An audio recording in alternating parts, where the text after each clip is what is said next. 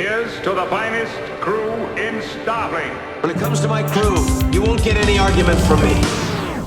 This is a parody. Paramount owns the song. Welcome to The Greatest Generation, a Star Trek podcast by a couple of guys who are just a little bit embarrassed about having a Star Trek podcast. I'm Ben Harrison. I'm Adam Pranica. You feeling better after your 5 shots? Yeah. What happened after that? I didn't have any broad. I didn't have any, I did that raw in a way that I haven't in a long time. Yeah.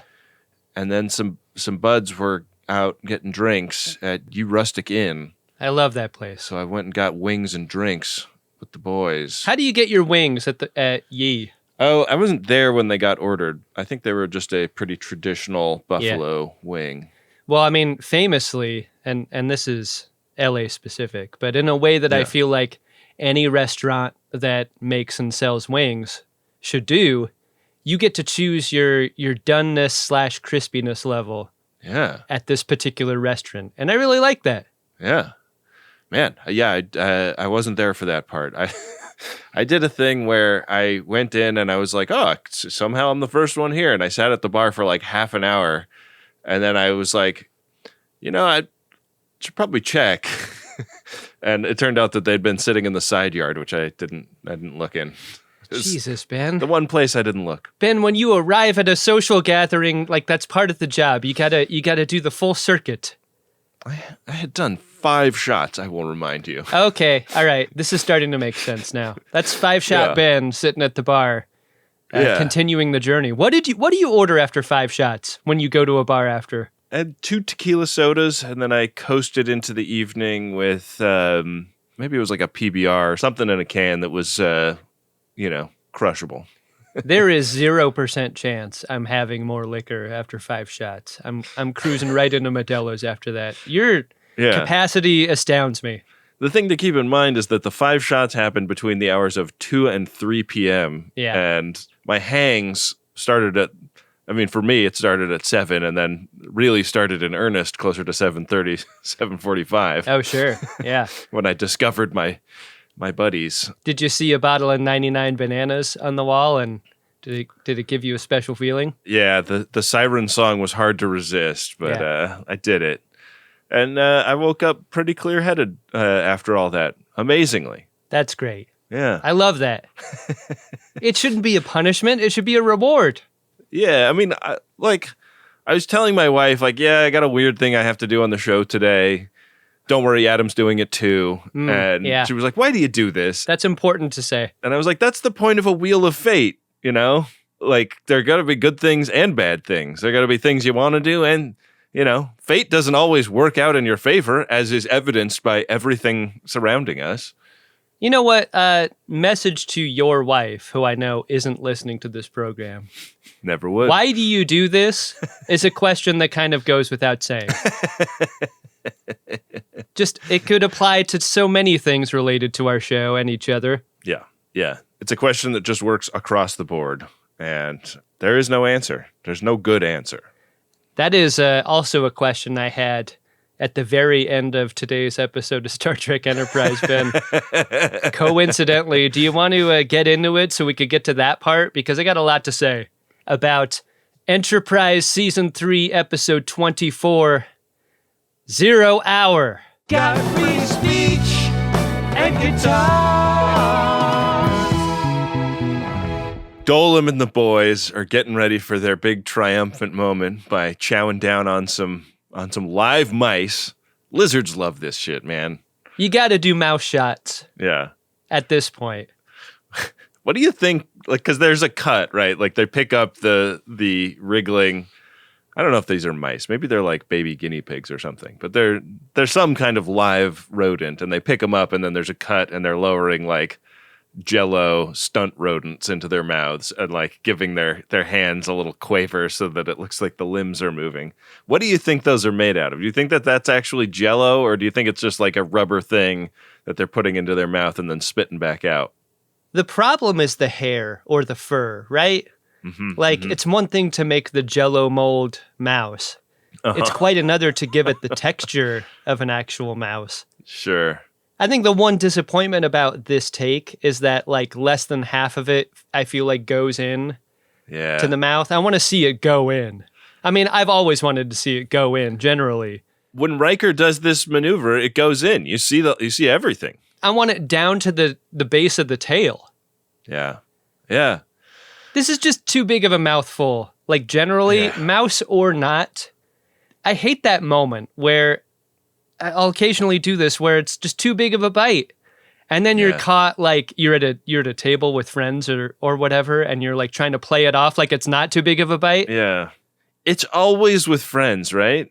I don't think this happens to me when I'm eating alone. No, never. No. It's so fucking humiliating, but these lizards are freaks and they like doing it in front of each other. Yeah. And I thought this was a really interesting scene because they're like kind of talking shit about their gods. Like the Guardians have been, we've come to understand that the Guardians are godlike figures in the lives of Xindi everywhere. And they're like, finally, they're coming to their senses and putting us in charge of everything. Which is sort of a, like, man, like, you are lucky a Guardian wasn't, like, listening in on your little conversation, you know? It's a little bit sacrilegious. That's a great point. I didn't really consider how omniscient the Guardians might be in cases like this. They seem to be doing a fair bit of complaining about, like, if only the Guardians were on our side during the Civil War, we would have won that. Yeah. And yeah, that's... Our brothers, the avians, would still be alive. I mean, if only Biff had the sports almanac, you know, forever and ever. Yeah. Like, if only you had the cheat code to your life. Exactly. And, you know, I think they're bad for saying that. I think this is the thing that's finally turned me against the reptilian Xindi. I like to see them party. I think I don't want to say humanizes because that's a word I shouldn't throw around when we're talking about the Xindi, especially the reptiles. Why, the very name is racist. You know what it does for me is it Klingonizes them. Like they does. party the way Klingon warriors do. You know what I feel like we haven't gotten a bunch of with Xindi reptiles is the wide shot, where it is so noticeable that they are wearing potato sack style pants. They don't want you to see legs on these Xindi. Their costumes are big. Yeah. Degra's ship is chasing the weapon, and Archer and Reed and some Makos and Hoshi are aboard it. And they're talking to the remaining counselors about how they just really hope they can figure out a way to destroy it from the inside. Unfortunately, Degra left the password on his computer when he got murked. So they're like, oh yeah, we have schematics for the weapon in here. We could get like an internal map of it, no problem, if we knew his 4-digit code, but we don't. Such a bummer. You don't think if you're Degra about to get stabbed in the chest by Dahlem about closing that window, about putting your laptop to sleep during... It would be kind of grisly, but it would have been smart for them to cut off the head of his body when they found it so that they could face ID into the ship and like get access to these things. Very true. Yeah. Or just a thumb. Like maybe there's a fingerprint thing. If you're already eating living mice and dropping them into your mouth, there isn't a lot of gap between that and Dahlem holding up a head right by its hair. Yeah, but this isn't Dahlem, and that's the crucial difference. Like, arboreals are not going to hold up a head. No, they're not. No. We would never do something like that. It's disgusting. Almost as disgusting as my breath, because I cannot close my mouth. Yeah, you can smell rot coming out of my mouth, and that is not my fault. That's just the way, that's the hand evolution dealt me. I am 100% mouth breathing. I kind of add to the disgustingness by carrying around the severed head of my former colleague. I am also no longer sunburned. Have you noticed that? For one episode, I was very sunburned, and now I am not. The aloe we have access to here in the Expanse is of a particularly high quality. A lot is made about Archer making sure Hoshi is involved in the master plan. Problem is, she is still messed up. Yeah. He's going to go give her an iPad with this encrypted data on it, give her another encryption project, and in white space, the sphere builders / guardians / transdimensional beings are freaking out. They are so stressed that the timelines are still not going their way, even though they've launched the weapon. Like the one main lady is like, come on, calm down. Like, I'm doing my job. And the rest of them are like, no, you're not. We're looking at the timelines. We're looking at how it works out. And it does not. I know exactly how this feels, Ben. Cut to yesterday. I have bet heavily on the Green Bay Packers to beat the Cleveland Browns. Cleveland Browns, an absolute dog shit team. Even Browns fans would say this about their own team. Packers up 10-0 with 5 minutes left in the game. You think we're just going to run the clock down. You think they got this one in hand. 13 points in the last 5 minutes. Packers inexplicably lose. What the fuck? This is how the Guardians are feeling in this moment. They're like, look, we've got a lot of bets on the board. And like, even though the weapon is getting closer to Earth, we have noticed that the odds are getting worse for some reason. Yeah. What is happening right now? Oof. We can't let the Browns win. Like, that drive to Vegas to settle all these up is not going to be fun, you know? There's no settling when you lose, Ben. It's just over. Oh, it's just over? There's no drive. Oh, because you put the money in at first. You're not promising to pay. Try to imagine a world where sports betting was IOU based.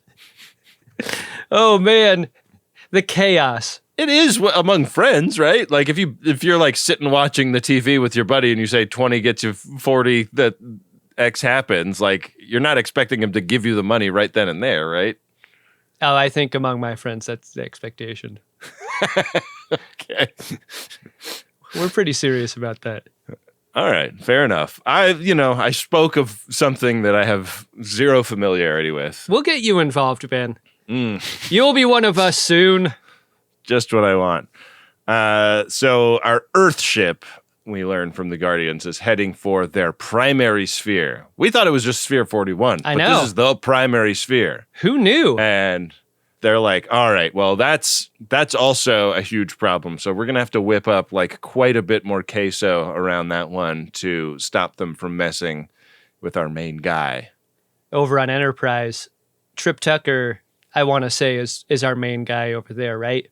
He tells T'Pol that their plan of using the deflector dish is still a go, except that once it's shot, it's going to fry every system on the ship almost completely. And T'Pol is like, fine, whatever. What are you telling me this? Like, yeah, of course, right? And Trip is like, no, not whatever. And T'Pol tells Trip, look, man, this is not all about Earth or Enterprise anymore. Like, this is about the galaxy. And that includes Vulcan. I got to tell you, if anything ever happened to Vulcan, I would be so pissed. No one can destroy Vulcan. Do you hear me, Trip? No. I am now a member of an endangered species.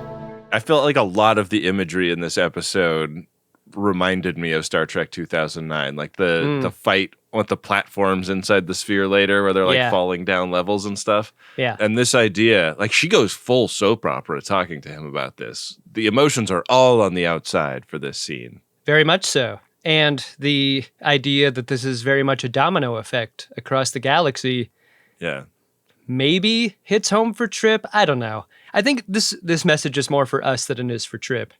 Yeah, like he's feeling selfish about blowing up the damn ship and not wanting to be on it when that happens. And I can relate to that too. On the bridge, Mayweather tells T'Pol that the sphere they're heading for is doing some weird stuff. The density of the space queso is entree-sized at this point. And T'Pol's like, okay, thanks, Mayweather. Well, you're not going to be in this episode that much, so I'm going to go talk to Phlox about it, not you.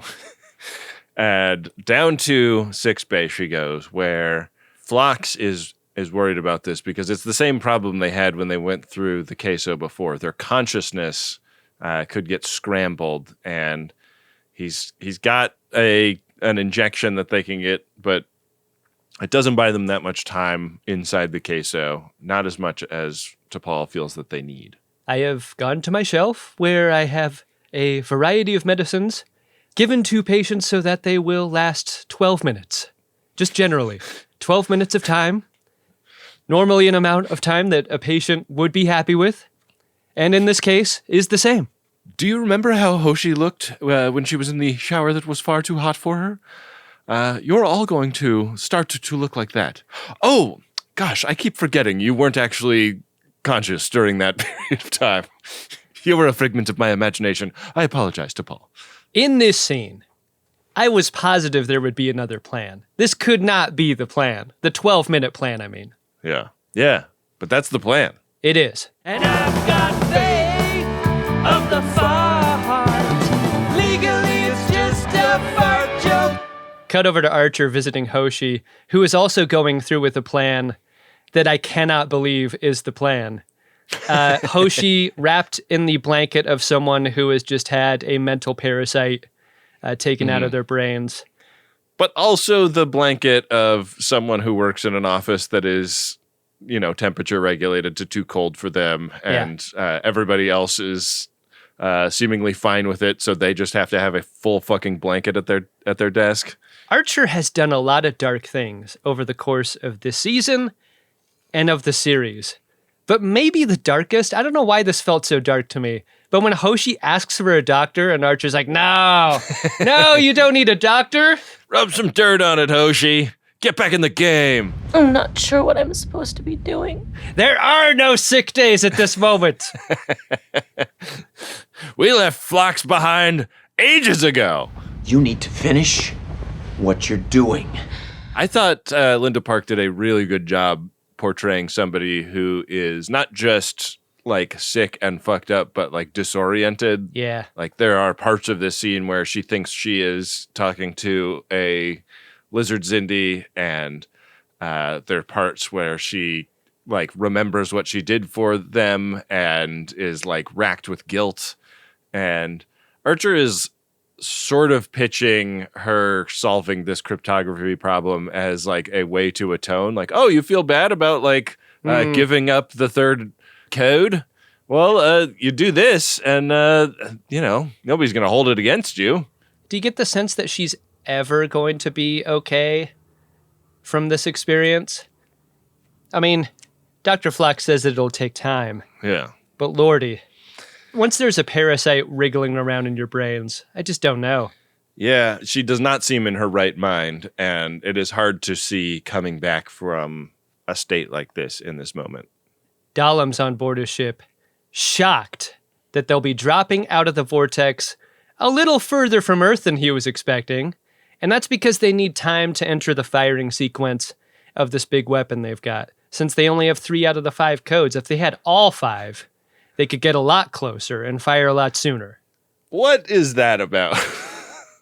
Like, I thought that the 3 codes were just enough yes votes that the weapon will work. I thought the same thing. It feels like the rules changed. Like, is there also like a puzzle that you have to do? I mean, it seems like with a weapon like this, you could still shoot from further away. Yeah. What is really the problem here? What's the range on this thing? Yeah, and like, just write it so that it's like, yeah, the weapon is like fucking huge and it takes a while to fire up, Dahlum. Like, you know that. That makes more sense to me. This thing is huge. It's got a lot of energy. You can't just flip a switch and have it be ready to go. It needs to be primed. Yeah. Tell me you're priming it. It's got trellium in it. I mean, wait. Oh no, what's the other stuff? There's a different substance that the ape man was making for them. It's not trellium. That stuff. Yeah. Yeah. It's full of that stuff, and that stuff just doesn't turn on a dime. We filled it with the spray you use when you have dry mouth. That is what we make on the planet, in the lab. It's actually strange to think about, but this is the largest Banaka delivery system the world has ever seen. On Enterprise or in engineering, where Trip tells Mayweather that he's going to have to steer the ship by thrusters only. That's the consequence of doing the deflector dish weapon. And once they get near the sphere, because destroying the sphere will take all this energy, that's all you got, buddy. Hope you're okay with that. Hope you're okay with thrusters and no dialogue. Yeah, yeah. I thought Travis Mayweather was looking really good in this scene because he's also got the After 5 shadow now. Just like being back in the room. Who are you? Ensign Travis Mayweather. Parents must be very proud. When I was a kid, we called it the sweet spot. Who are you? I'm the helmsman. I guess growing up a boomer has its advantages. And your mom? Very proud. That's true. It takes practice. Other than keeping Ensign Mayweather up at night, I'm not sure what we expect to accomplish here. I feel like with a little definition around his mouth, just like, looking good. The problem when I grow facial hair, and I'm putting that in quotes, is that I just look dirty. Like, I don't look like I'm growing facial hair. I look like I got crud on me. You fall into some crud or something? This is what is true of a lot of the Enterprise crew, but when Travis grows a little bit of facial hair, he looks very distinguished, in my opinion. Yeah. On Degra's ship, the group goes over the plan to beam onto the weapon ship, and we learn that Hoshi will be taken with the Dustbuster Club over there too. Because she's been there. She's like familiar with the layout. There's no decrypting for that. I think it's one thing to hear Archer say this in private, but to, like, in the context of a pre-mission meeting, say it to everyone. No one feels good about this. Reed especially. There's no reason to believe that she'll remember anything. She's coming with me. Reed doesn't feel good at all. Like, Reed's feeling about the way the vibes are going is tanking, and he's like, maybe I can just, like, scratch an itch I've always wanted to scratch by convincing Archer to let me suicide by destroying weapon at the end of this thing. And Archer's like, no, man, you're gonna leave with everybody else. I'm staying behind, but I'm not gonna die on that weapon. Anyways, I gotta go talk to Hoshi. And he leaves the room and finds himself in a, like, stadium style ribbon cutting ceremony on the foundation of the United Federation of Planets. This is a scene that's supposed to show 7 years into the future. Archer, having just walked out of this meeting where he proposes bringing a drooling Hoshi along on the mission, a little bit distracted in this moment. He has a boarding party to deal with. He doesn't want to watch some sort of, like, administration, let alone be told that this administrative pomp and circumstance in this stadium is going to be put in danger. He's feeling very don't give a shit vibes about this moment. I've got other things to think about right now. Daniels, did you not listen to the previous scene? He just said he has no intention of dying. You don't need to talk him out of dying. With what we see later with the Guardians, like actually getting personally involved with time travel mechanics and fucking shit up, yeah. Did you ever have in the back of your mind the feeling of, like, why being so passive, Daniels? Like, why don't you get in there and get your hands dirty, you fucking asshole? It seems like Daniels has access to better time travel technology than the Guardians. Agreed. Right? Yeah. Like, just go in there and fuck shit up, Daniels. You got this. Yeah. Yeah. He's frustrating to me. Yeah. But maybe part of it is that Archer needs to be like an untouchable hero to everyone in the Alpha Quadrant for accomplishing this or something. So it's very unclear, and Archer basically tells Daniel to kick rocks. Like, I'm going to do this mission the way I think I should do this mission. There's nothing about the future that you can tell me, like even the stuff you're not supposed to tell me, that is going to persuade me to change my plan. So get fucked. This moment is trying to portray Archer as so instrumental in the founding of the Federation that to lose him during this mission would put the entire future in jeopardy, and that would be bad. But do you think the show does a good enough job and the scene does a good enough job in making him that important? Like, we're seeing this moment and we're hearing the words out of Daniel's mouth. Mm-hmm. They're trying to make him into a Kirk figure that he just isn't. Well, you know, like, I kind of feel like the Federation would happen without him, and I can't tell you why I believe that. I just feel like if it's not Archer, someone else is going to be the guy. If he was like down on the floor and there was like a shooter up in the gallery and Archer had done like a flying leap to protect one of the dignitaries, that would make him a Kirk figure. You know? I would like that, yeah. Or he hits the mini tramp. Mm-hmm. Mm-hmm. Phlox is down in sickbay recording his last will and testament to his buddy, the doctor that he's always writing letters to when T'Pol comes in. again, sickbay being a little too easy to just saunter into. This isn't a HIPAA violation. It's more of a like attorney-client privilege violation. I like this defiant T'Pol. I like the T'Pol that we've experienced the last couple episodes. Yeah. Because she's not trying to hear the prepare for the worst part of the proverb that Dr. Phlox shares with her, She is a little bit more Kirk, honestly, Yeah. in these couple of episodes. Like, she is not buying your bullshit about a no-win scenario. She is going to fucking save the day. And she's also wearing her emotions on her sleeve in this moment. She's like, you got to get us ready with your neuroleptic compound because the queso is about to hit the fan. I'm going to put you on the spot here. Emotionally fragile T'Pol versus Dark Archer. Who do you want as the captain of your ship for this mission? T'Pol all the way. I do too. I feel very safe with her throughout this mission. In a way I just don't with Archer. So they pull up to the queso. It's family size at this point, Ben. Yeah. Like when this thing hits the table, you're like, I know we're 4 people. Yeah. But this is like a platter. And there's not enough chips.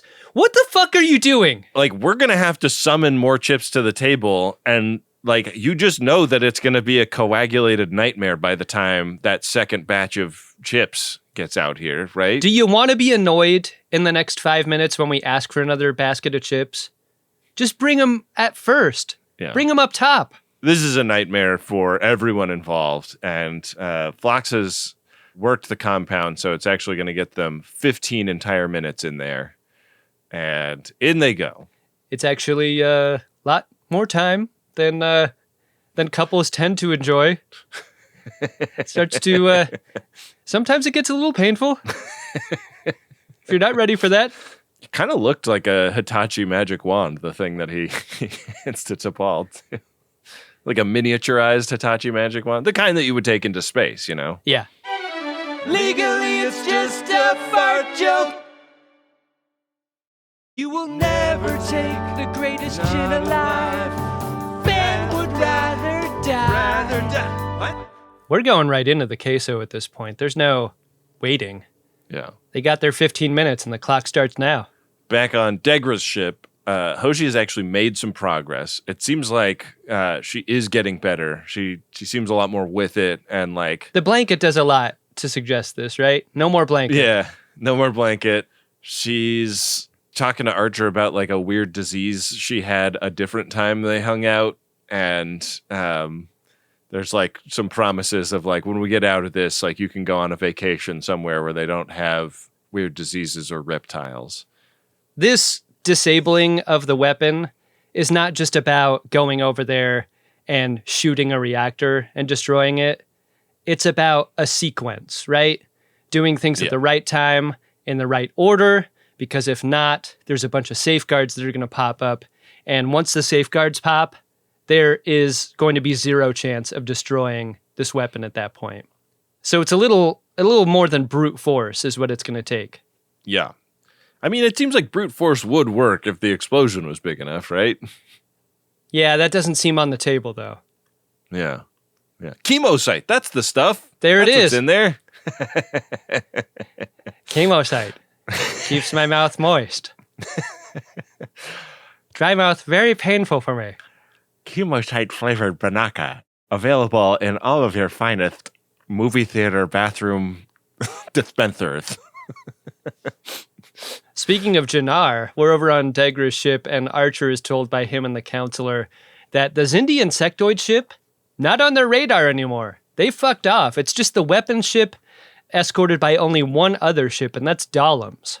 Pretty silly of Dahlum to not try to deceive the insectoids into continuing to work with him. He just got rid of them, and now he's out there on his lonesome with just his super weapon and his ship. If you're an insectoid and you know the deal on the table is installing the reptiles as the leaders of the Xindi forevermore, yeah, I might fuck off at this point too. Yeah. What are you in it for if you're them? It's true. I guess better to serve in hell than, I don't know. What's the motivation of the guys in Blade that like get the vampire tattoo, even though they're human? Better to lead in hell than serve in heaven? Yeah. Is that how it goes? Better to reign in hell than serve in heaven, is that it? Why not? I haven't seen the Blades in a long time. Oh, man.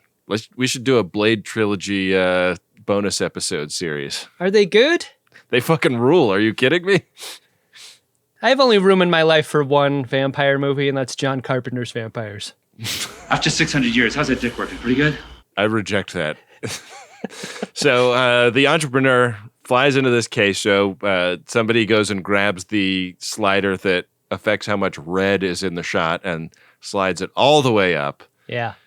If you were to dip your face in queso that just hit the table, I feel like this is what your field of vision would look like. Queso vision. It's the tone that your skin would be once you took it back up out of the dip as well. Yeah. We cut around so much in this episode. We're back on Dolim's ship, and they have arrived pretty far from Earth, but they're like delighted to see that Earth has not launched any like armada of defensive ships or anything like that. There's nothing to protect the planet from their super weapon. On Enterprise, they pick up the sphere on sensors, and Trip Tucker also picks up a rash on his hand. Yeah. Uh-oh. They're going to need a lot of moisturizer when this is over. I'm glad this thing is just on my hand at this point, because were it to grow up my forearm, that would be extremely painful. I didn't bring any lanolin cream for cracked nipples. You're never going to let that go, are you? What's that pink stuff you're supposed to put on when you get the chicken pox? What is that? What is that, Ben? Oh, shit. What is that stuff called? You dip a little Q-tip on it, and then you put it on your scabs. Calamine lotion? Is that it? It is calamine lotion, isn't it? Are we doing the rest of the episode like this? Dolim has found this research station in orbit of Earth, and on Degra's ship, they realize, like, oh shit, he's gonna shoot that thing out of the sky. I like this out of Dolim. Like the whole open world video game-ness of like, we got some time before our big super weapon is activated, right? Like, let's take the pawns off the board. Like, let's just do it because it's fun. They've also been told to like go like run down any refugee alien trash of the galaxy type humans after this. So like, let's get a jump on it. And I like this. I wanted them to make a parallel of when Archer shot that lunar base when they first arrived in Xindi space. Like, yeah, this is for them. Yeah, we're for those three guys on that moon that weren't able to communicate with us when the entrepreneur first showed up. Yeah, I like the parallels there a lot. Anyways, they blow up that research station, RSVP those guys. The entrepreneur arrives at the sphere and starts trying to shoot it with the deflector, and it seems like it's going really good at first. What was your expectation, W/R/T, the big shot? I mean, couldn't help but think of Best of Both Worlds and that big shot, and that it was a giant energy pulse that was like a shot and less of a beam. But this is just a beam, and it goes on forever. It goes on for a really long time. They've got like 11 minutes remaining, and they like Trip feels like they need every one of those 11 minutes of this beam going at the sphere. And I thought it was also interesting that at this point, like, it is just their race against the clock in the space queso. Like, those are the only stakes until a bunch of Guardians show up in engineering and start Hadoukening engineers. And you realize that they are taking matters into their own hands. They've come out of their nice white space into reality. And I guess they're able to do that because they're in the space queso, right? I really wanted to see Daniels fight them. Daniels being the only compatible enemy for the Guardians at this point. What is he doing at this point? Just watching this on a time travel television screen? Yeah, and he's like jacking himself off a little bit, like, oh yeah, the timelines. Oh, getting so complicated. What would he do if somebody Hadoukened him also? Like, can he like capture and send it back? I wanted to know all this. We just don't see any of it. On the bridge, they can definitely tell something is wrong involving 9 trans-dimensional beings that have beamed over to their ship. Yeah. Seems like things are affecting the beam also, and Trip is really starting to panic. Not panicking is Dahlem, who is excited to learn that Degra's ship has showed up, and he's like, and they didn't even strap a bigger gun to it? It's just regular Degra's ship? Amazing! Pathetic. Prepare to intercept. Yeah, what could feel better than destroying that for Dahlem? Which is like a good point. Like, they didn't really have much hope of winning this fight until an old friend rides to the rescue. By God, that's trans music, and he's got a steel chair. This is unbelievable, folks. Shran is walking down the ramp.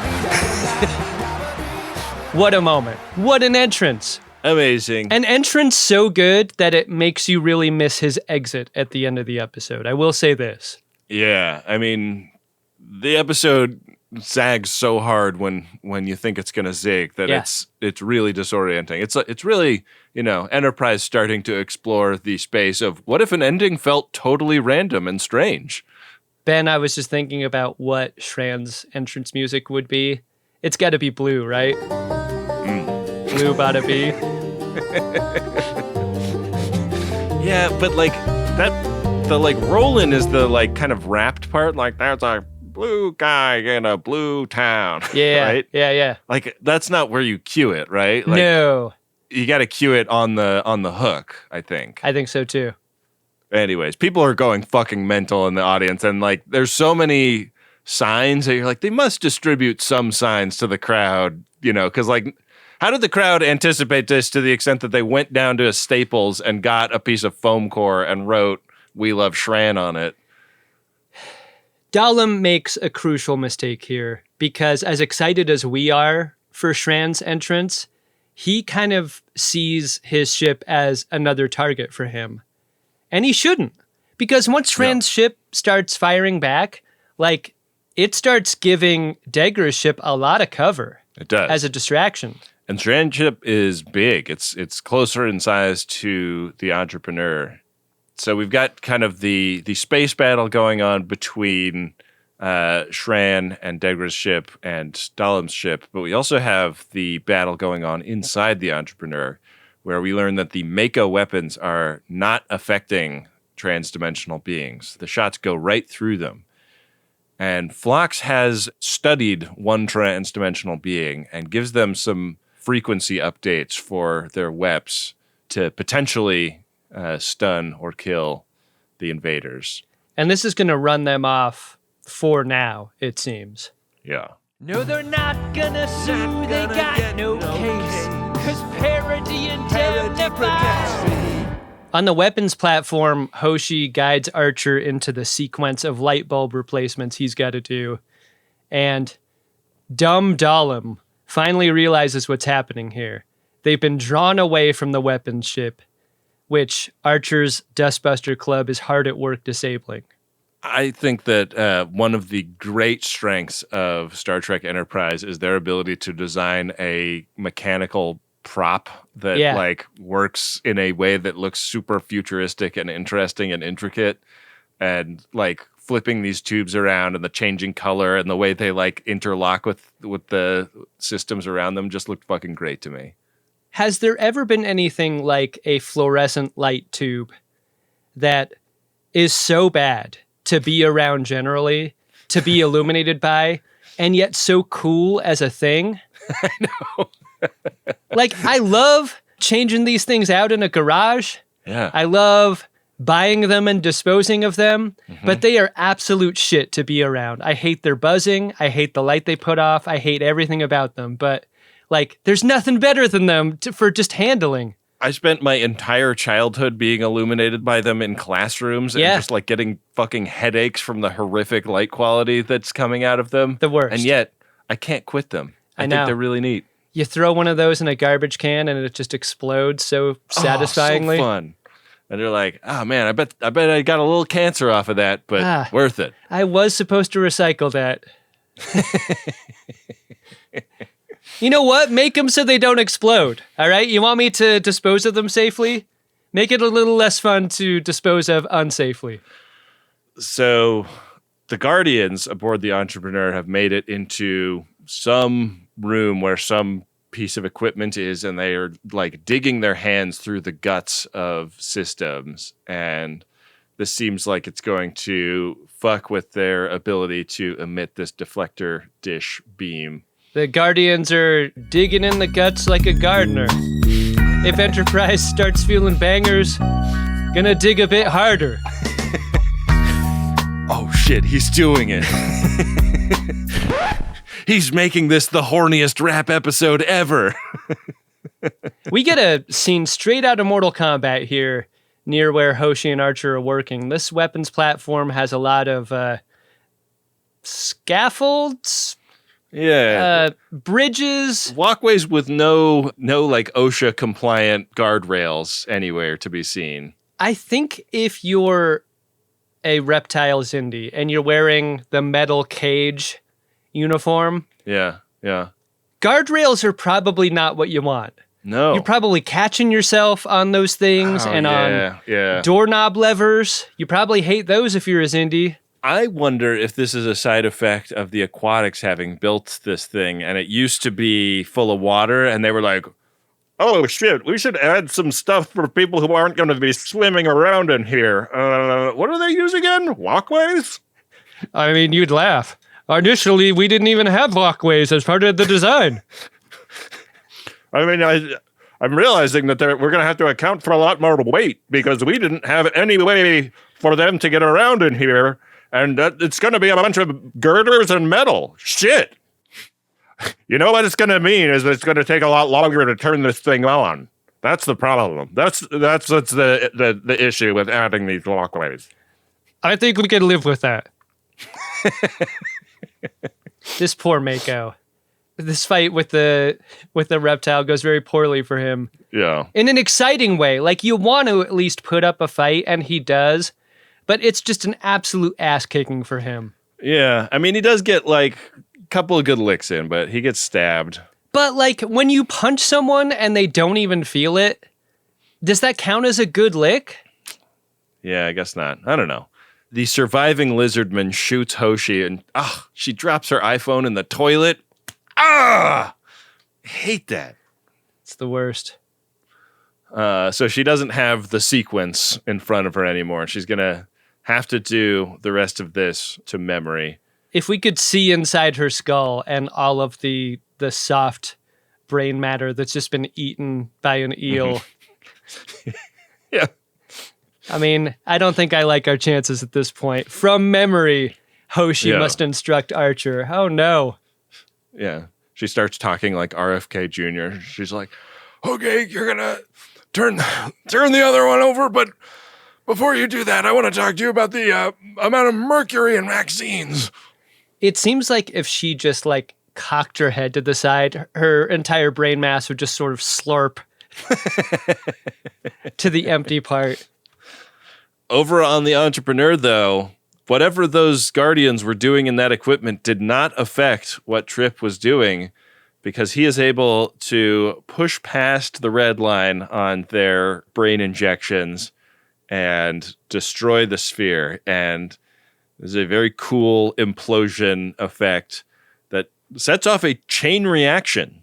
I love it. This is like crunching up a ball of aluminum foil. This effect looks really great. It seems to dissipate the queso, so their brains aren't getting scrambled, and they're not getting that crackler effect on their skin anymore. You don't have to go through that indignity of flagging down a waiter and going, actually, I don't think we can finish this. Like, we shouldn't have ordered the entree size amount of queso. It's just too much. And the waiter's like, oh, do you want me to box the rest of that up for you? And you're like, no.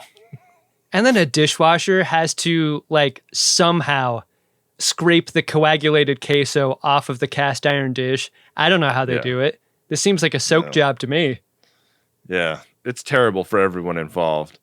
But beam goes through space from this sphere to the next one, and the spheres start like punching their own tickets. RSVP the spheres. And the queso. It's all going away. The Guardians disappear. This is great news. I mean, it's half great, right? Because the Xindi weapon still exists. Yeah. Archer has finished his job of light bulb replacement over there. And he orders Reed and Hoshi to return to the ship. This is just exactly the thing that Reed didn't want to happen. He didn't want Archer to sacrifice his life, but he reluctantly beams back.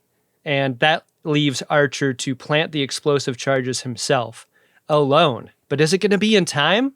I liked this sequence also. Like, there's that big, like, multiply rotating dingus, I would maybe call it, in the middle of the super weapon. This is just gym equipment from Enterprise, right?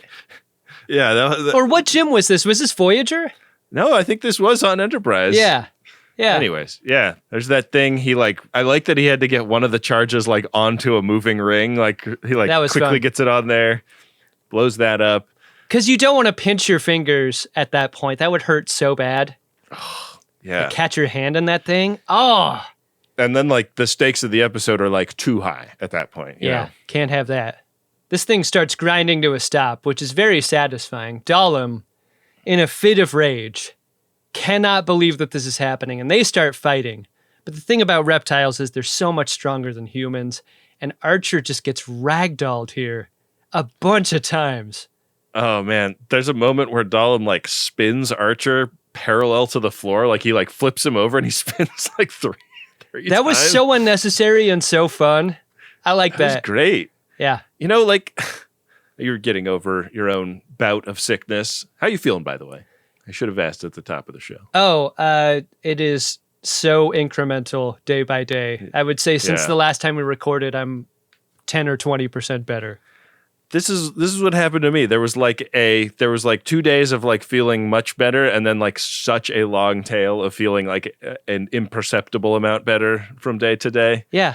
One of the things I love to do when I'm very sick is watch some movies, and I watched some old Jackie Chan Hong Kong movies. Fun. While I was down, and I was just thinking about how much like physical combat stuff there is in so many of the modern like big tent action movies, you know, your Marvels and whatnot. Yeah. And how bankrupt they are in the creativity department in terms of like the design of those sequences. And those fucking old Jackie Chan movies are so fucking fun. The way he's like jumping through the like busted out cane work on a chair and like swinging around a pole to kick a guy, you know, like this felt like that. It felt like so fucking clever and inventive. Like, it's so fun to watch. Like, what would it look like if one guy was super OP compared to the other guy, and they're fighting in this like super weird, complicated space where like one of them falls down into a well and gets a bunch of kicks to the face. Like, it's just so cool. Ben, these people are still alive. Like, Jackie Chan is alive. Yin Wo Ping is alive. I don't understand why their creativity isn't being brought to bear for modern film in a way that feels so necessary. Like, there's this vanity to superhero films and their action sequences that's like, we know what we're doing. We do the same thing every time. Where it would be like a breath of fresh air to bring in someone with that resume to give us anything different. I hadn't seen a fight sequence that like held my attention in such a long time, and I was so fucking delighted to return to this. And I feel like this episode of Star Trek Enterprise is also like just so inventive and clever in the way it does all of these things. Will you please open a Letterboxd account? I want to know what you're watching. I think that would be You fun. want to know my thoughts on the first halves of a lot of movies? I do. I really do. I'm the last person that should be encouraging anyone to participate in social media, but that's not social media. It's just a way to log movies you watch, and I think it's great. Yeah. I love the end of this sequence because Archer has this last sticky bomb that he slips like in between some of the outer layers of Dolem's costume. Yeah. So he's like, fuck, I'm too bulky. I can't reach back there and get this thing in off my shoulder blade. There's too much fucking shit on me. I can't breathe. And Archer gets to push that remote that you clip to the sun visor in your car to open up a garage when you get home. This is why I always use a back scratcher or ask my wife to get me, please. You know one thing my son with the deformed arm couldn't do? Scratch his own back. A lot of people think I killed him because he couldn't be in the military. What I really killed him for was so that I could use his one good arm and preserve it as a back scratcher. RSVP Dollum, he gets blowed into a billion bits. I love blood on faces. Can I just say that? Yeah. For the gore to hit Archer's face. So satisfying. It also a little bit got on his cake. Did you see that? It did get on his face and cake. Yeah. Happy birthday to me. I didn't realize that was a reference. They're calling back Enterprise. This is so cool. If we change the words, then it's fair use all day long. They can't beam out Archer. So yeah. We get this like Archer slow motion explosion run, like every fucking action sequence from the 80s, 90s, and now. He is running away from the explosion. It makes all the sense in the world. Like, even though he has nowhere to go, you gotta run from the explosion. Got to run from the explosion. You're hoping like, oh, he's going to be like running away from it. They were saying he was too deep inside. Yeah. And we start to see the weapon come apart in space, and then it blows, and it blows big. And you're like, okay, we've seen Star Trek. We know that when the ship blows up, you then cut to the transporter pad, and the sparkles happen. Yeah. And you see the guy, and you're like, wow, they got him just in the nick of time. But no, we do not get any resolution on this moment. There's no sparkle. We cut to Valentine's Day on Enterprise, and love is in the air. Or is it? We're waiting for Degra's ship. It seems like totally random and uncommented on that it's February 14th. But we learn that the spheres and the anomalies are gone from the expanse, and space is returning to normal. Nature is healing. Most of my lesions are feeling much better. The calamine lotion helped me out a whole bunch, Doc. And the lanolin on my forearms, special for that type of tissue. The humans appear to be healing faster than T'Pol, which is something she is irritated by. Irritated enough to disclose her age to Trip Tucker in this scene, something that is a very intimate admission for any Vulcan. And it has been like a long-running question on board the ship, like how old precisely is she? And she really does not like any remarks about the crackler on her face. So they're having this conversation about how deeply uncool it was, basically, for Trip to back her into a corner of admitting this to him when they get some radio connectivity from Degra's ship. But it's all scrambled. They can't hear shit. Tell me about that. I didn't have the same interpretation of this disclosure. Oh, she's just saying, like, it's really, like, private information for a Vulcan to say their age, right? But she wanted to say it. Like, I didn't feel like she was forced to do it. I thought this was because she's so mentally, I don't know, fatigued. I thought it was because she was feeling, like, really defensive when he made the remark about her face scars. Huh. Interesting. Yeah, I saw it as like yet another example of her just being kind of worn down by this entire experience. Yeah, maybe so. Anyways, they go up to the bridge and they dock with Degra's ship, and you're like expecting the door to fly open and Archer to be there. But Archer ain't there. It's just fucking Reed. How disappointing is that moment, you think? Just crushing. RSVP Archer, we learned that he did not make it. The entrepreneur is getting a ride back to human space in an aquatic vessel that's going to take him home in its belly. How fun is it that aquatic ships gobble you up like a giant whale? Like a mega mouth shark. I mean, like Job or whatever, like like a literary reference where the aquatics will take your ship and transport you and then spit you out. That's a thing, right? That's a literary reference. Is it Job in the whale? Isn't it? Who's in the whale? Is it the squid in the whale? Oh, that's something else entirely, isn't it? That's, one of my favorite books, but I haven't read it in a long time, Adam. Jonah. It's Jonah and the whale. It is Jonah. I just saved us so many angry letters, Adam. It's a J word. I got hung up on the J's. It's a J-O even, Yeah. I always get my J-O's in the Bible mixed up. I'm on drugs. That's my excuse. That much is certain. Oh, man. So many people are like swerving their cars on their way to work. Like, shut up, you idiots. You don't know anything. The Xindi counselor goes to visit T'Pol. And that moment the insectoid ship ditched the mission was emblematic of where they're at on this conflict now. Yeah. They aren't really down with the Guardians anymore. And as for the reptiles, they're kind of feeling the same way. Like, how could they deny the truth that the Guardians had been using them this whole time? Yeah. No one likes that feeling of being used. Nobody likes the feeling of being used, but also politicians never admit when they're wrong. So it's hard to imagine what's going on among the reptile leadership, Sure. There's a lot of like respect Nux for what Archer did for them, because not only did he save the Earth, but he also, I guess, stopped them from having like one of the galaxy's greatest atrocities on their hands and fixed their whole region of space while he was at it. Kind of a lot happened. Yeah. In a very short amount of time. Archer's sacrifice will not be forgotten, and neither will T'Pol's Scarface.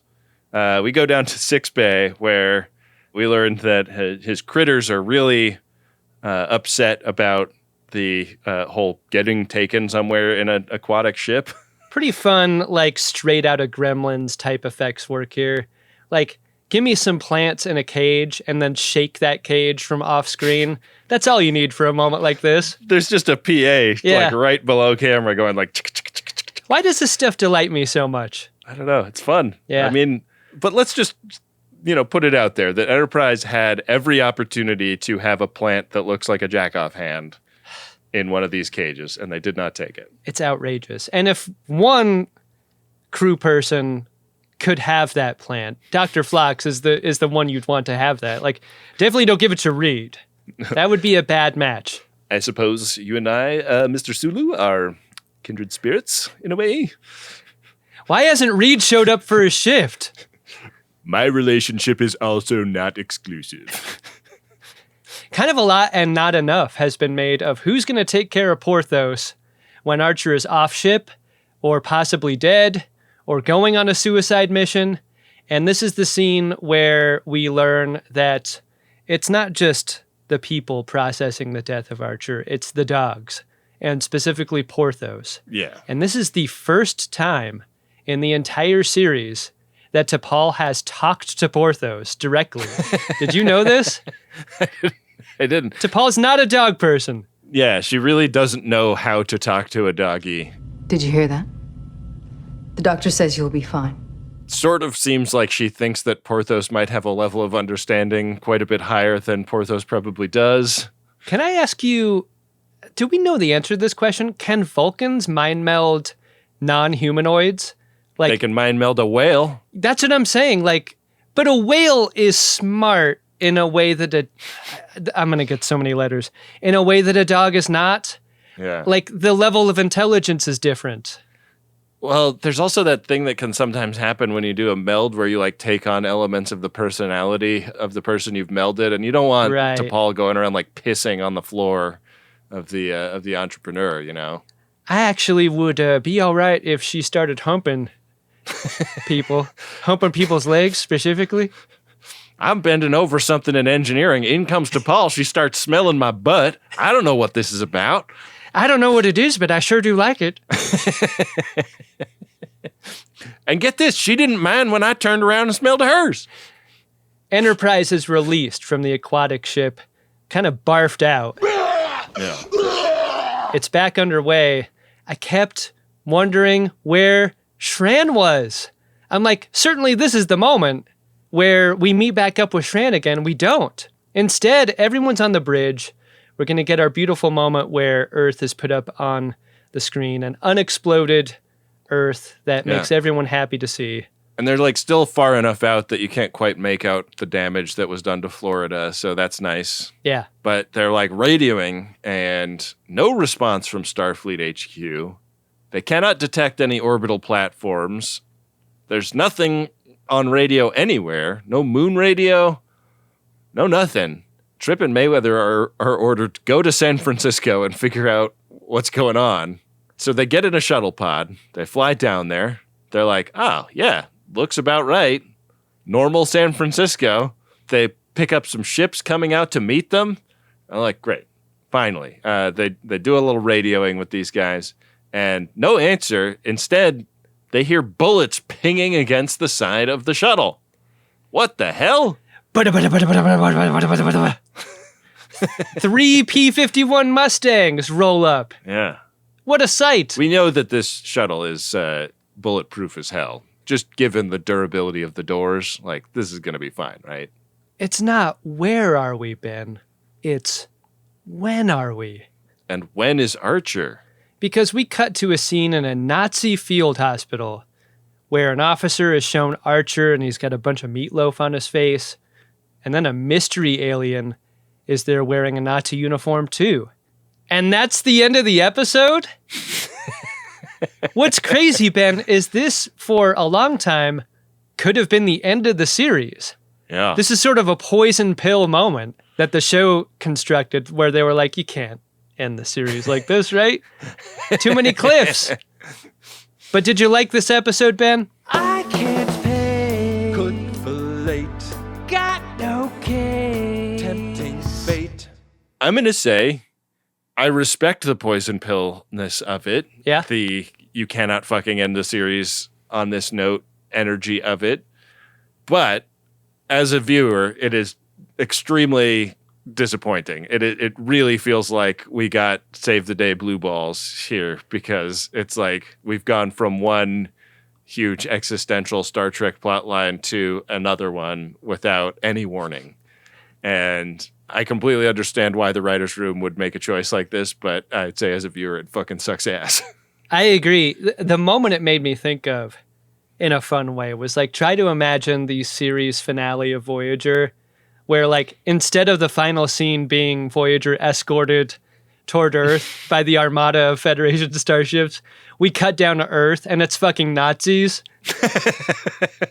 The idea that we cannot be satisfied or feel safe at the end of this season. Yeah. I don't know. I'm with you. Like, I love the cocksureness of like, you got to bring us back. Fuck you. You can't end the show here. Yeah. But it is so deeply unsatisfying to reach this moment and have it be like, are we going to get another 24 episode arc for the next season? I don't know why. I kind of have arc fatigue. Yeah. I don't know if I have that in me. I mean, I have to. It's my job, but... Yeah. You don't have a choice. Yeah. And who's this guy? I don't know. I guess we'll find out next season, which for us will be next week. But for now, Ben, we got to go check the priority one message inbox for Nazis. Yeah, we got to make sure there are no Nazis in there. And if there are, we'll take your $100 still. Priority one message from Starfleet coming in on secured channel. Need a supplemental income. Supplemental income? Supplemental. Supplemental. Yeah, it's extra. The interest alone could be enough to buy this ship. This is a promotional message, Adam. It goes like this. I'm getting this Jumbotron for 2 reasons. 1, because Ben and Adam helped me and many others through some tough times, and they deserve some extra scars. And 2, I'm trying my best to be a streamer with a full-time job and could use the greatest gen bump. Come on, let's go. Come on. I'm trying to be a VTuber and will be taking my first real steps toward that on September 22nd. I'll start playing Star Trek Online weekly once this promo drops as well to celebrate. So please check me out at twitch.tv/William Ambervane. So that's twitch.tv/WILLIAMAMBERVEIN. And maybe just have me on in the background. Oh, that's a nice idea. Like if you're at work or if you're like cooking for kids or something, just throw William Ambervane on in the background. He's probably playing Star Trek Online. Great job by William Amberving getting past the character creation part of that game, which would be further than I've ever gone in Star Trek Online. Yeah. Good job by see you. some ships designed by friend of DeSoto, Thomas Marone, I believe. Absolutely, yeah. Yeah. Who has designed mostly great ships, I want to say. Sure. Yeah. 99 beautiful ships and one ugly one, and you know which one that is. That sounds like a lot of fun. I'm going to check it out. I hope other FODs do as well. Absolutely. Ben, we got a personal priority one message here from Dare. And it is to Rebecca or Reby. Here's how that goes. Thank you for getting me into Greatest Gen once they did Enterprise, because it's shamefully my favorite Trek. Whoa. For 30 years of friendship, 24 of which you listened to me rage about Archer being the worst. And thank you for hilarious memories like Trenier signing your trip to Paul's Sexy Times photo. She used a body double. Here's to 30 more years of Party Central. Wow. Here's to 30 more years, Reby and Dare. That sounds like a lot of fun. I love that it's Dare's favorite Trek, but also Dare hates Archer. Yeah. Weird dichotomy there, isn't it? Yeah. I respect the hell out of it, because I think most people's favorite Trek is the one with their favorite captain, you know? Yeah, that's true. I regret not meeting Connor Trenier at STLV this year. He was there the whole time. I don't know. Yeah. I don't know. Something about that guy. We could have, because we'd already met Dominic Keating, and he was right there. Yeah. You know? We could have been like, hey, Dominic, nice seeing you at dinner last night. Introduce us to your little buddy, why don't you? Yeah, we straight up partied with Dominic Keating. It was great. Nothing with Connor Trenier. We got the Trenier cold shoulder. This last one's from Kevin from Cincy, a.k.a. T_Earl_Greyhot on Discord, and it's to all STLV FODs, speaking of STLV. Hi to all FODs at STLV 2025. As I adjust to a life where no one listens to my Trek jokes and rants, I say thanks to you who made a solo trip anything but lonely. Too many to name, but special thanks to Liz, Corey, and Ricky for organizing, Jay and Bowser for hangs, and all my photo buddies. Miss you all, but Tim, you're still wrong about Celsius. Man. Is Celsius another timeline that we haven't yet explored in the Star Trek universe? I mean, we're talking about the beverage, aren't we? Oh, I never think of the beverage. I've never tried that. I know people who swear by it as a performance-enhancing drug. Uh-huh. Just for all sorts of things. It's like an energy drink, right? It is, yeah. Yeah. Maybe I'll give it a try. I've had extremely troubling luck with energy drinks in the past, so I'm a little gun-shy around those things. Kevin from Cincy says a thing that maybe we haven't said enough. STLV was made better, was made great for all the FODs who went and self-organized a bunch of fun hangs. Yeah. And invited and included folks who had never been to STLV before. They just did a great job. Totally. It was really cool to see that in person, because we've always remarked on how lucky we are to have a listenership that has undertaken to organize so many great places online for each other to hang out and meet people. And seeing it in person was oh man, this is it just happens. It's an emergent property of the Friends of DeSoto. They organize fun hangs and hang out. Yeah. The biggest regret of my time there was just how little of it was spent participating in these things. Because we were stuck at a table. Maybe next year. Well, if you'd like to get a P1 on the show, it's really easy to do. You head to MaximumFun.org/Jumbotron and set yours up today. I see some availability for holiday ones. If you'd like to wish someone a happy holiday, we got some inventory available on the show. So run, don't walk to MaximumFun.org/Jumbotron. I like that. Hey, Adam. What? Did you find yourself a drunk Shimoda? Incredible. Drunk Shimoda! Do you wish Dahlem was just a little smarter? I think that's where I'm at with it ultimately at the end. Uh-huh. I don't think he ever was more dangerous feeling than when he stabbed Degra.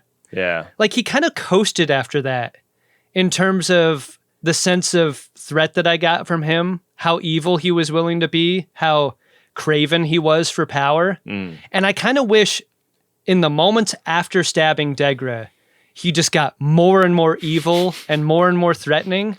Right. But that just felt like the apex for him. And that was bad timing. Yeah. Like, make the lethality the absolute tops for this episode and not the episodes before. And that's where I'm kind of like, that's drunk Shimoda shit. You know, like, he had a great opportunity to destroy Earth, but he just got fucking in the weeds on too much shit. And yeah, I wanted him to be a more formidable opponent, especially for a story that lasted 24 episodes. Like, I didn't want the energy to peter out at the end with him the way that it did.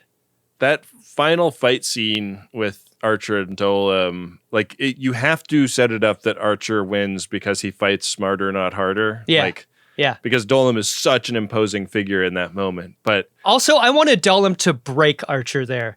Like, yeah, fuck him up. Yeah. And it's just not bad enough. It's not, yeah. Archer has some blood on his face, and that's it. Yeah. You know? Yeah. Yeah, I want Dolim to, like, drop Archer over his knee the way Bane does Batman. Same. Yeah. I think I'll join you on the Dolim square. I think he's the drunk Shimoda of this episode. Yeah. What was it all for, man? You fucking blew it. You blew it. You blew it. Faith of the fart. Let's start talking about season 4, Adam. It's going to be season 4, episode 1 next week. Aptly named for an episode that presumably will feature Nazis. It's called Stormfront Part 1. Archer and the NX-01 find themselves in Earth's past with the events of World War II altered by the temporal Cold War. Oh, man. Terrifying that would be the case. I got to head to gach.biz/game and see how it will be that we will be reviewing that episode. It could be anything at this point. It seriously could. If the past is prologue. Currently, our runabout is on square 29, and we're going to see exactly how we will be doing our next episode. The ship could go anywhere, Adam. Could hit anything. And I hope it does. You're required to learn as you play. Roll. But it didn't. We jumped all the way up to square 93. Chula! Did I win? Hardly. Regular old episode next week. How about that? Maybe I'll be 100% by then instead of 70. I really want that for you, buddy. We'll get there. We'll get there eventually. I've been sinus rinsing 3 times a day. Wow. Getting some exciting stuff out of there?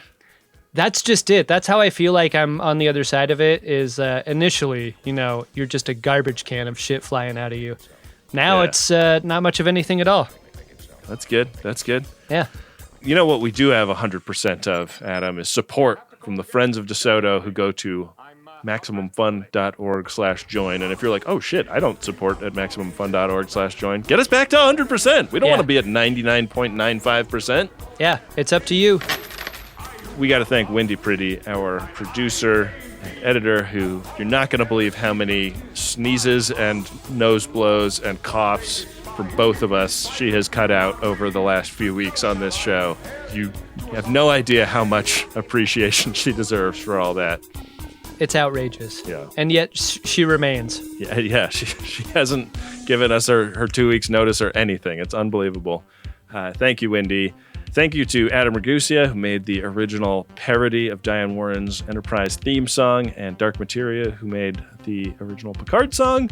Got to thank Rob Adler, who, as of this recording, is back from family leave. Welcome back, Rob. So happy to have you. Check out all of the social media stuff he does for us at Greatest Trek all over the internet. And please sign up for our newsletter, the greatest newsletter. Comes out once a month. It's got a discount code for podshop.biz and talks about all the stuff we got going on around here. Also got to thank our Xindi Wartime consigliere, Bill Tilley, who puts up the trading cards for this show, and he's doing Greatest Trek now as well. on the @Greatest Trek feeds. I saw some trading cards for TOS starting to come out. Amazing. If you didn't already know, we are covering Star Trek The Original Series over on Greatest Trek right now. We're having a lot of fun with it. Get over there, man. Yeah, if you've put off for some reason subscribing to Greatest Trek, now's the time to get in. Got to. All right, with that, we will be back at you next week with another great episode of Star Trek Enterprise and an episode of The Greatest Generation Enterprise where I kind of wish they would come to our present time to stop the Nazis. Just, that's me personally. Make it so.